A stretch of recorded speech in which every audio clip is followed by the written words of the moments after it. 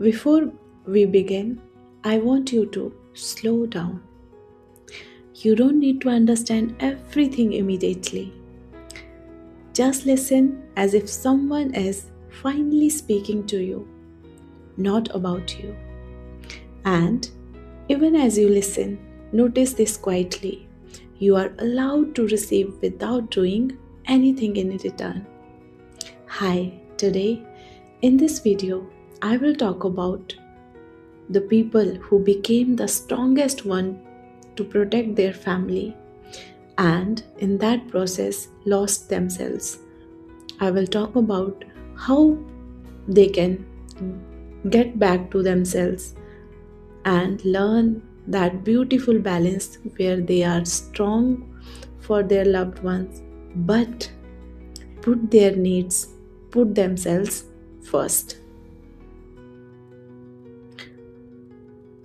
So, if you are one of those who learned very early how to stay composed while things around you were not, you learned how to adjust, how to carry responsibility quietly, how to not ask for much, and somewhere along the way, your system learned. I stay safe by staying capable. And now, even though life may look stable on the outside, inside you feel disconnected, uncertain, sometimes empty.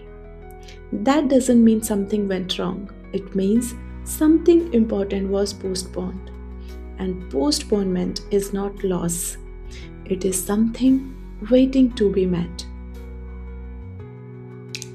First, let's understand how we can start validating the role we played. You played. I want to say this clearly because people like you rarely hear it. What you did mattered. You did not imagine the pressure. You did not exaggerate the responsibility. You did not choose to be strong because you wanted power. Your nervous system chose it because it sensed instability. A child who feels emotional chaos does not think in words. The body decides. It decides, I will stay alert. I will stay useful. I will not fall. And even now, some part of you still believes, if I soften, something bad might happen. This is not a flaw, this is intelligence. But survival intelligence is not meant to run a whole lifetime. And if you are listening to this now, it means your system is ready for something else, even if it doesn't know yet. Many people like you come to me saying, I don't feel confident anymore. What they actually mean is, my old way of being strong stopped working. Your earlier confidence came from control, from being needed, from being reliable, and your system learned. As long as I am needed, I belong. That kind of confidence collapses when no one needs fixing anymore, or when you finally need support. And when it collapses, it can feel terrifying, like the ground disappears. But listen to this gently. You didn't lose confidence, you outgrew a survival identity. And what comes after survival always feels unfamiliar at first. Now let's move to learn how to transition into recovery. Recovery for people like you is very different. You don't heal by trying harder. You don't heal by becoming strong again. You don't heal by fixing yourself. You heal by allowing safety where there was none. And safety doesn't arrive as a big moment. It arrives as permission. Permission to pause. Permission to feel awkward while resting. Permission to not know who you are yet. If rest feels uncomfortable, if stillness feels wrong, if being taken care of makes you anxious, this is not resistance, this is conditioning. So we go slowly, and you don't need to trust this process fully. You just need to stay present enough to let it work. The first stage of recovery is not confidence, it is regulation. Before the mind can trust, the body must feel safe. That means learning small, ordinary safety again, which is letting your shoulders soften without correcting them, breathing without purpose, sitting without planning what comes next.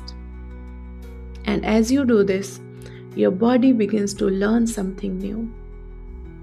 Nothing collapses when I stop performing. You are not lazy when you rest. You are not falling behind. You are teaching your nervous system a new reality.